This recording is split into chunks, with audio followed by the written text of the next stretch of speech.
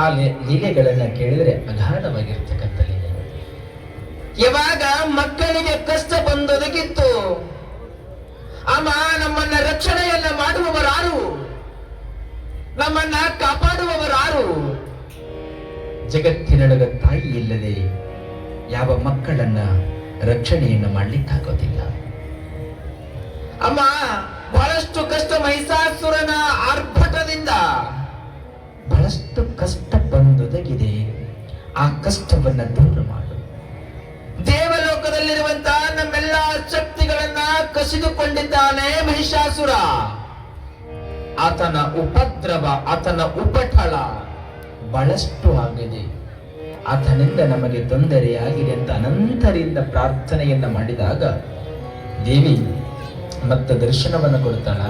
ಎಲ್ಲ ಮಕ್ಕಳಿರ, ಚಿಂತೆಯನ್ನ ಮಾಡಬೇಡಿ, ನಿಮ್ಮ ರಕ್ಷಣೆಯ ಭಾರ ನನ್ನದು, ನಿಮ್ಮನ್ನ ನಾನು ಕಾಪಾಡ್ತೇನೆ, ನಿಮ್ಮನ್ನ ಭಯಭೀತರಾಗಿ ಇರಬೇಡಿ ಅಂತ ತಿಳ್ಕೊಂಡು ತಾಯಿ ಎಲ್ಲಾ ದೇವಲೋಕದಲ್ಲಿರ್ತಕ್ಕಂಥ ಯಮ, ಅಗ್ನಿ, ಇಂದ್ರ, ವಾಯು, ಅರುಣ ಎಲ್ಲಾ ದೇವಾನುದೇವತೆಗಳಿಗೆ ಧೈರ್ಯವನ್ನ ತುಂಬುತ್ತಾಳ ತಾಯಿ. ಆ ಕುಬೇರನಿಗೆ, ಅಗ್ನಿದೇವನಿಗೆ ಎಲ್ಲರಿಗೂ ಧೈರ್ಯವನ್ನ ತುಂಬುತ್ತಾಳೆ. ಇತ್ತ ಕಡೆ ಬಿಡಾಲ, ಚಿಕ್ಸುರ ಇದೆಲ್ಲ ಸಂಹಾರ ಆದ ಬಳಿಕ ಆತನಿಗೆ ಸಿಟ್ಟು ಬರುತ್ತದೆ. ಒಂದಿಷ್ಟು ಆಯ್ದ ವಿಚಾರಗಳನ್ನು ನಾನು ನಿಮಗೆ ತಿಳಿಯಪಡಿಸಲಕತ್ತೀವಿ ಅನ್ನುವಂಥದ್ದು. ಯಾವಾಗ ಇಡೀ ಮಹಿಷಾಸುರನ ಸೈನ್ಯ ಬಳಗವೆಲ್ಲ ಸಂಹಾರವಾಯಿತು, ಮಹಿಷಾಸುರ ಒಬ್ಬಂಟಿಗನಾದ. ಯಾವಾಗ ಒಬ್ಬಂಟಿಗನಾದ ಜೀವನ ಬದುಕಲಿಕ್ಕೆ ಆಗ್ತದೆ. ಇಡೀ ನನ್ನೆಲ್ಲ ಸೈನ್ಯ ಬಳಗವನ್ನ ಸಂಹಾರವನ್ನ ಮಾಡಿದೆಯಾ? ಕೇವಲ ಒಂದು ಹೆಣ್ಣು ಅಬ್ಬನೆ. ಅಂದು ಬ್ರಹ್ಮನಿಂದ ತಾ ಬೇಡಿದ ವರವೇ ಇವತ್ತು ಮೃತ್ಯು ಕಂಠಕವಾಗಿ ನನಗ ಪರಿಣಮಿಸಿರಬಹುದೇ? ಸ್ವಪ್ನ ಆಗಿರುತ್ತದೆ ಮಹಿಷಾಸುರನಿಗೆ. ಆ ಹೆಣ್ಣು ಹುಟ್ಟಿದಳು.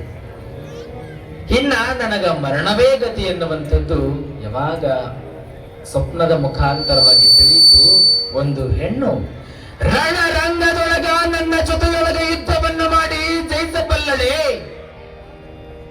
ಅಂತ ಹಾರಾಟವನ್ನ ಮಾಡ್ತಾ ಇದ್ದಾನೆ. ತನ್ನ ಗದೆಯನ್ನ ತೆಗೆದುಕೊಂಡು ಭೂಮಿಗೆ ಹಿಂಗ ಗುಜ್ಜಿದರೆ ಭೂಮಿ ಈ ಭಾಗವಾಗಿ ಎರಡು ಭಾಗವಾಗುತ್ತಾ ಇದೆ. ಎಷ್ಟೋ ಜನ ಹೆಣ್ಣು ಮಕ್ಕಳ ಗರ್ಭಿಣಿಯರ ಗರ್ಭಪಾತವಾಗುತ್ತಾ ಇದೆ. ಆ ಬೆಟ್ಟ ಗುಡ್ಡಗಳೆಲ್ಲ ಸೀಳುತ್ತಾ ಇದೆ. ಇದನ್ನ ಮಹಿಷಾಸುರನ ಆರ್ಭಟಕ್ಕಾಗಿ. ನನ್ನ ಜೊತೆಯೊಳಗ ಇಡೀ ನನ್ನ ಸೈನ್ಯ ಬಳಗವನ್ನ ಸಂಹಾರವನ್ನ ಮಾಡಿದೆ ಎಂದ ಬಳಿಕ ರಣರಂಗದೊಳಗ ನನ್ನ ಜೊತೆಯೊಳಗ ನೀನು ಯುದ್ಧಕ್ಕೆ ಬಾ ಎಂದು ಮಹಿಷಾಸುರ ಆರ್ಭಟವನ್ನ ಮಾಡುತ್ತಾ ರಣರಂಗಕ್ಕೆ ಬರ್ತಾ ಇದ್ದಾನೆ ಮಹಿಷಾಸುರ. ಎಲ್ಲ ಮಹಿಷಾಸುರ, ಇಡೀ ಸೈನ್ಯ ಬಳಗವನ್ನೆಲ್ಲ ಸಂಹಾರವನ್ನ ಮಾಡಿರುವೆ, ಇನ್ನ ನಿನ್ನನ್ನು ಸಹಿತವಾಗಿ ಸಂಹಾರವನ್ನ ಮಾಡಲಾರದೆ ಹಾಗೇ ನಾನು ಹೋಗುವುದಿಲ್ಲ. ನನ್ನ ಮಕ್ಕಳನ್ನ ನಾನು ಕಾಪಾಡುತ್ತೀನಿ. ನನ್ನ ಮಕ್ಕಳ ರಕ್ಷಣೆಯೇ ಭಾರ. ಎಲ್ಲಾ ದೇವಲೋಕದ ದೇವಾನುದೇವತೆಗಳೆಲ್ಲರೂ ನನ್ನ ಮಕ್ಕಳು. ನನ್ನ ಮಕ್ಕಳಿಗೆ ನೀನು ಉಪದ್ರವ ಕೊಟ್ಟಿರುವೆ ಅಂದ ಬಳಿಕ, ನನ್ನ ಮಕ್ಕಳ ಶಕ್ತಿಯನ್ನ ನೀನು ಕಸಿದುಕೊಂಡಿರುವೆ ಅಂದ ಬಳಿಕ ನಾನಿಂದ ಉಳಿಸಲಾರೆ. ಮಹಿಷಾಸುರ ಅಂತಾನ, ನನ್ನ ಜೊತೆಯೊಳಗ ನೀನು ಯುದ್ಧವನ್ನ ಮಾಡುತ್ತೀಯ? ಒಂದು ಹೆಣ್ಣು ಅಂತ ತಿಳ್ಕೊಂಡು ತನ್ನ ಶಕ್ತಾಯುಧವನ್ನ ತೆಗೆದುಕೊಂಡು ದೇವಿಯ ಮೇಲೆ ಕಿರೀಟಕ್ಕೆ ಹೊಡಿತಾನ. ಯಾವಾಗ ಕಿರೀಟಕ್ಕೆ ಹೊಡೆದಾಗ ಮುತ್ತು ರತ್ನಗಳೆಲ್ಲ ಕೆಳಗೆ ಉರುಳುತ್ತವೆ. ದೇವಿಯ ಮುತ್ತು ರತ್ನಗಳು ಉದಿರಿದಾಗ ಮರಳಿ ದೇವಿ ಸಹಿತವಾಗಿ ತನ್ನ ಖಡ್ಗವನ್ನ ತೆಗೆದುಕೊಂಡು ಮಹಿಷಾಸುರನಿಗೆ ಹೊಡಿತಾಳ. ಮಹಿಷಾಸುರನು ಸಹಿತವಾಗಿ ಏಟುಗಳಿಂದ ತಪ್ಪಿಸಿಕೊಳ್ಳುತ್ತಾನ. ದೇವಿಯ ಏಟುಗಳಿಂದ ಆ ದೇವಿಯ ವಾಹನವಾಗಿರುವಂತಹ ಸಿಂಹನಿಗೂ ಸಹಿತವಾಗಿ ಮಹಿಷಾಸುರ ತನ್ನ ಬರ್ಚಿಯನ್ನ ತೆಗೆದುಕೊಂಡು ಸಿಂಹಕ್ಕೆ ಹೊಡೆದಾಗ ಸಿಂಹ ಕರಾಳವಾದ ಧ್ವನಿಯನ್ನ ಮಾಡುತ್ತಾ ಇದೆ.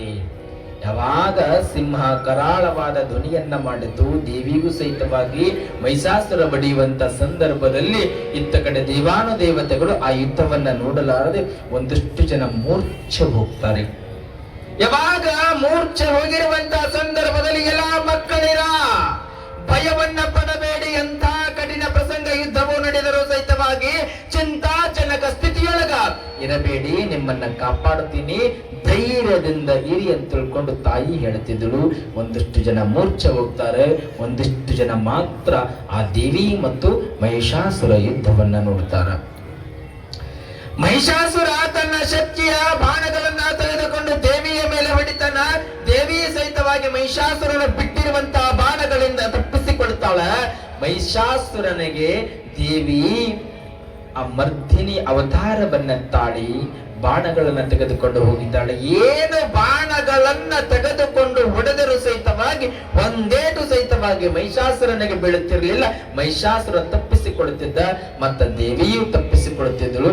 ಸಿಟ್ಟಿನ ಭರದೊಳಗ ದೇವಿಯು ಸಹಿತವಾಗಿ ತನ್ನ ಬಾಣಗಳಿಂದ ಹೊಡೆದಾಗ ಇಡೀ ಭೂಮಂಡಲವೇ ನಡುಗುವಂತೆ ಆರ್ಭಟವನ್ನ ಮಾಡುತ್ತಾ ಇದ್ದ. ಬಾಣದ ಏಟುಗಳನ್ನ ತಡೆಯಲಾರದೆ, ಖಡ್ಗದ ಏಟುಗಳನ್ನ ತಡೆಯಲಾರದೆ, ಈಟಿಯ ಏಟುಗಳನ್ನ ತಡೆಯಲಾರದೆ ಚೀರಾಟವನ್ನ ಮಾಡುತ್ತಿದ್ದ ಮಹಿಷಾಸುರ. ಮತ್ತು ಚೀರಾಟವನ್ನ ಮಾಡುತ್ತಿದ್ದ, ಮತ್ತ ತನ್ನಲ್ಲಿರುವಂತ ಗದಾಯುಧಗಳನ್ನ ತೆಗೆದುಕೊಂಡು, ಶಕ್ತಾಯುಧವನ್ನ ತೆಗೆದುಕೊಂಡು ದೇವಿಯ ಮೇಲೆ ಬಾಣಗಳನ್ನ ಹೊಡೆದಾಗ ದೇವಿಗೂ ಸಹಿತವಾಗಿ ಬಾಣಗಳ ಏಟುಗಳು ಬೀಳುತ್ತಿತ್ತು. ಆ ತಾಯಿಯೂ ಸಹಿತವಾಗಿ ಏನೆಲ್ಲ ಬಾಣಗಳಿಂದ ತಪ್ಪಿಸಿಕೊಳ್ಳುತ್ತಾ ಸಾವಿರಾರು ವರ್ಷಗಳ ಗಟ್ಟಲೆ ಮಹಿಷಾಸುರನಿಗೂ ಮತ್ತು ದೇವಿಗೂ ಯುದ್ಧ ನಡೀತು. ಯಾವಾಗ ಇತ್ತ ಕಡೆ ಮಹಿಷಾಸುರ ಸೋಲುತ್ತಿಲ್ಲ, ಇತ್ತ ಕಡೆ ದೇವಿಯೂ ಸಹಿತವಾಗಿ ಸೋಲುತ್ತಿಲ್ಲ. ಈ ಭೂಮಂಡಲದ ಮೇಲೆ ಯುದ್ಧವನ್ನ ಮಾಡಿದರೆ ಒಂದೊಂದು ಸಾರಿ ಅಂತರದಿಂದ ಈ ಭೂಮಿಯ ತಳವನ್ನ ಬಿಟ್ಟು ಇಬ್ಬರು ಆಕಾಶದೊಳಗೆ ಯುದ್ಧವನ್ನ ಮಾಡುತ್ತಾರೆ. ಒಂದು ಸಾರಿ ಮುಷ್ಟಿಯ ಯುದ್ಧವನ್ನ ಮಾಡುತ್ತಾರೆ. ದೇವಿಯೂ ಸಹಿತವಾಗಿ ಮಹಿಷಾಸುರನಿಗೆ ಮುಷ್ಟಿಯಿಂದ ಹೊಡಿತಿದ್ದಳು. ಮಹಿಷಾಸುರನು ಸಹಿತವಾಗಿ ತನ್ನ ಮುಷ್ಟಿಯ ಶಕ್ತಿಯ ಬಲವನ್ನ ತೆಗೆದುಕೊಂಡು ದೇವಿಗೆ ಹೊಡೆತಿದ್ದ. ಹಿಂಗ ಹೊಡೆದಾಟವನ್ನ ಮಾಡುತ್ತಾ ಸುಸ್ತಾಗ್ತಾರ. ಭೂಮಿಯ ಮೇಲೆ ಮತ್ತೆ ಮಹಿಷಾಸುರ ತನ್ನ ಒಂದು ಬಲಗಾಲನ್ನ ಮುಂದಿಟ್ಟುಕೊಂಡು ಎಲ್ಲ ಶಕ್ತಿಯನ್ನ ತೆಗೆದುಕೊಂಡು ದೇವಿಗೆ ಹೊಡೆದಿದ್ದ. ದೇವಿ ಸಹಿತವಾಗಿ ಭೂಮಿಯ ಮೇಲೆ ತನ್ನ ಒಂದು ಶಕ್ತಿಯನ್ನ ಬಲಗಾಲನ್ನ ಮುಂದಿಟ್ಟು ದೇವಿಯು ಮಹಿಷಾಸುರನಿಗೆ ಹೊಡಿತಿದ್ದಳು. ಹಿಂಗ ಇಬ್ಬರು ಕೈಗಳನ್ನ ಹಿಡಿದಾರ. ಮಹಿಷಾಸುರನು ಒಂದು ಸಾರಿ 50 ಹೆಜ್ಜೆಗಳನ್ನು ಹಿಂದೆ ಸರಿತಿದ್ದ. ದೇವಿಯು ಸಹಿತವಾಗಿ 50 ಹೆಜ್ಜೆಗಳನ್ನು ಹಿಂದೆ ಹಾಕುತ್ತಾ ಅನಂತ ರೀತಿಯಿಂದ ಯುದ್ಧವನ್ನ ಮಾಡುತ್ತಾರ. ಯಾವಾಗ ಇಬ್ಬರು ಸೋಲಲಿಲ್ಲವೋ, ಸಾಯಂಕಾಲ ಆದ್ರೆ ಯುದ್ಧ ನಡೆಯುವುದಿಲ್ಲ. ಸ್ವಲ್ಪ ವಿಚಾರ ಮಾಡುತ್ತಿದ್ದಳು ದೇವಿ. ಯಾವಾಗ ಹೆಂಗ್ ವಿಚಾರ ಮಾಡುತ್ತಿದ್ದಳು, ಎಂತಹ ವರವನ್ನ ಪಡೆದಿರಬೇಕು ಮಹಿಷಾಸುರ. ಈತನ ಆರ್ಭಟ ಸಾಮಾನ್ಯವಾಗಿರುವಂತ ಆರ್ಭಟವಲ್ಲ, ಈತನನ್ನ ಹೆಂಗ ಸಂಹಾರವನ್ನ ಮಾಡಬೇಕು ಅಂತ ಆ ದೇವಿ ತಿಳಿತಾಳೆ. ಏನೆಲ್ಲ ಆಯುಧಗಳನ್ನು ತೆಗೆದುಕೊಂಡು ಹೊಡೆದರೂ ಸಹಿತವಾಗಿ ಮಹಿಷಾಸುರ ಸೋಲುತ್ತಿಲ್ಲ. ಯಾವಾಗ ಹಿಂಗಿರುವಂತ ಸಂದರ್ಭದಲ್ಲಿ ಇಡೀ ದೇವಾನುದೇವತೆಗಳು ದೇವಿಗೆ ಶಕ್ತಿ ತುಂಬುತ್ತಾರ. ಹೆಂಗ ಶಕ್ತಿ ತುಂಬುತ್ತಾರ ಅಂತಂದ್ರ, ತಾಯಿ ಜಗದೀಶ್ವರಿ, ಮಹಿಷಾಸುರನನ್ನ ಸಂಹಾರವನ್ನ ಮಾಡಬೇಕಾಗಿತ್ತಂದ್ರ ನೀನು ಮಧುಪಾನವನ್ನ ಸ್ವೀಕಾರವನ್ನ ಮಾಡಬೇಕು. ನೋಡ್ರಿ, ಈ ಜಗತ್ತಿನ ಜನಗಳು ತಿಳ್ಕೊಂಡಾರ ಮಧುಪಾನ ಅಂತಂದ್ರ ದೇವಿನೇ ಕುಡ್ದಾಳ ಸರಾಯಿ ಅಂತಾರ ಒಂದಿಷ್ಟು ಜನ. ದೇವಿನೇ ಕುಡ್ದಾಳ, ನಾವು ಕುಡಿಯೋದೇನು? ಮಧುಪಾನ ಅಂದ್ರೆ ಜೇನುತುಪ್ಪ ರೀ. ದಯಮಾಡಿ ಹೇಳ್ತೀನಿ, ದೇವಿ ಕುಡುದಿಲ್ಲ. ಜನ ತಿಳಿದಾರ ಒಂದಿಷ್ಟು ಜನ, ಜಗತ್ತಿನೊಳಗೆ ಒಂದಿಷ್ಟು ಜನ ದೇವಿನೇ ರಾಕ್ಷಸರನ್ನ ಸಂಹಾರವನ್ನ ಮಾಡುವಂತ ಸಂದರ್ಭದಲ್ಲಿ ಮಧುಪಾನ ಅಂದ್ರೆ ಸರಾಯಿಯನ್ನ ಕುಡ್ದಾಳ, ನಾವು ಕುಡಿದಿನ ದೊಡ್ಡದಂತಾರ. ದಯವಿಟ್ಟು ಸರಾಯಿ ಕುಡಿದಿಲ್ಲ. ಎಲ್ಲಾ ದೇವಾನುದೇವತೆಗಳು ಮಧುಪಾನವನ್ನ ಕೊಟ್ಟು, ತುಪ್ಪವನ್ನ ಕೊಟ್ಟು ಶಕ್ತಿಯನ್ನ ಹೆಚ್ಚಿಸ್ತಾರೆ. ಎಲ್ಲಾ ದೇವರುಗಳ ಶಕ್ತಿ ಆ ತಾಯಿಗೆ ತುಂಬಿದಾಗ ಎಲ್ಲಾ ಮಹಿಷಾಸುರ ನಿನ್ನ ಇನ್ನು ಅನಂತ ಶಕ್ತಿಯ ಜೊತೆಗೆ ಬಾಣಗಳನ್ನು ತೆಗೆದುಕೊಂಡು ಮತ್ತ ಮಹಿಷಾಸುರ ಹೊಡೆದಾಗ ದೇವಿ ಹೊಡೆತಾಳ. ಎಷ್ಟು ಬಾಣಗಳಿಂದ ಹೊಡಿವೆ ಎಂದು ತಿಳ್ಕೊಂಡು ತನ್ನ ಶಕ್ತಾಯುಧ ಶಿವನ ತ್ರಿಶೂಲವನ್ನ ತೆಗೆದುಕೊಂಡು ಮಹಿಷಾಸುರ ಇನ್ನು ನೀನು ಬದುಕುಳಿಯುವೆ ಅಂತ ತಿಳ್ಕೊಂಡು ಎದೆಗೆ ಶಿವನ ತ್ರಿಶೂಲವನ್ನ ತೆಗೆದುಕೊಂಡು ಬಾಣವನ್ನ ಬಿಡುತ್ತಾಳೆ. ಎದೆಗೆ ಯಾವಾಗ ನಡ್ತಾರೆ ತತ್ತು ಕ್ಷಣದೊಳಗೆ ಮಹಿಷಾಸುರ ರಂಗದೊಳಗೆ ಬೀಳ್ತಾನೆ. ಶಿವನ ಖಡ್ಗವನ್ನ ತೆಗೆದುಕೊಂಡು ಮಹಿಷನ ರೂಢವನ್ನೇ ಚಂಡಾಡಿ ಬಿಡ್ತಾಳೆ. ದೇವಿ ಜಗಜ್ಜನನಿ ಮಹಿಷಾಸುರ ಸಂಹಾರದ ಬಳಿಕ ಇಡೀ ದೇವಾನುದೇವತೆಗಳು ಮಹಿಷಾಸುರ ಸಂಹಾರ, ಮಹಿಷಾಸುರ ಮರ್ದಿನಿ ಗವೆಗಳವರೇ, ಮಹಿಷಾಸುರ ಮರ್ದಿನಿ ಐಗಿರಿ ನಂದಿನಿ. ಯಾವಾಗ ಮಹಿಷಾಸುರ ತಳಹದಿಯೊಳಗೆ ಬಿದ್ದಾಗ ಸಂಹಾರವಾಗಿರುವಂತಹ ಸಂದರ್ಭದೊಳಗ ಇಡೀ ದೇವಾನುದೇವತೆಗಳು ಇನ್ನ ಮಹಿಷಾಸುರ ಸಂಹಾರವಾದ, ನಮ್ಮನ್ನ ಕಾಡುವವರು ಯಾರೂ ಇಲ್ಲ, ನಮಗೆ ತೊಂದರೆಯನ್ನ ಕೊಡ್ತಕ್ಕಂಥವರು ಯಾರು ಇಲ್ಲ.